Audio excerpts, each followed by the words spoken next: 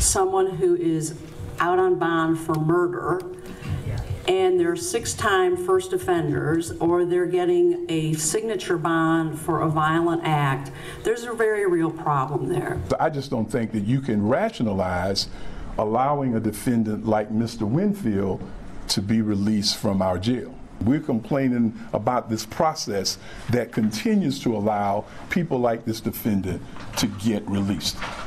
Repeat offenders in Fulton County could stay in jail longer. The DA says policy changes are coming to the court system. The district attorney held a meeting today to spread that news. Fox 5's Laura Neal is here to break down DA Paul Howard Jr.'s recommendation.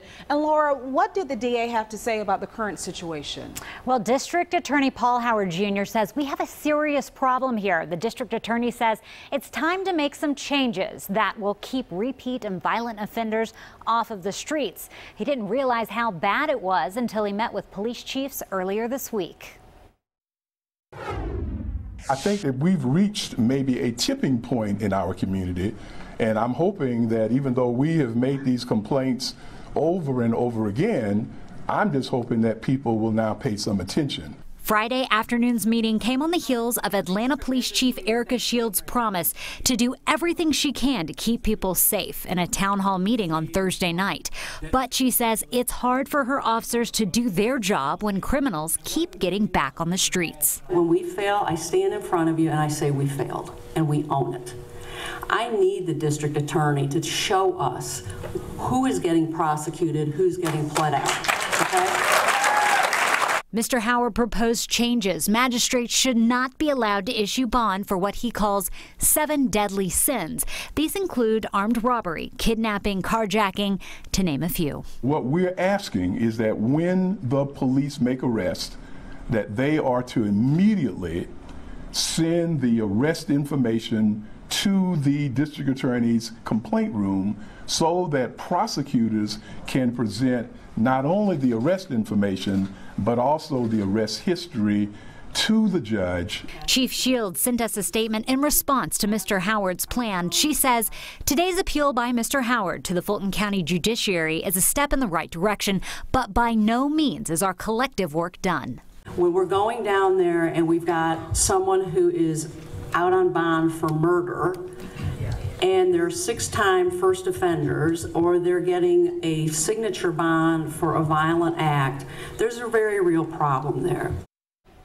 These changes will take place March 11th.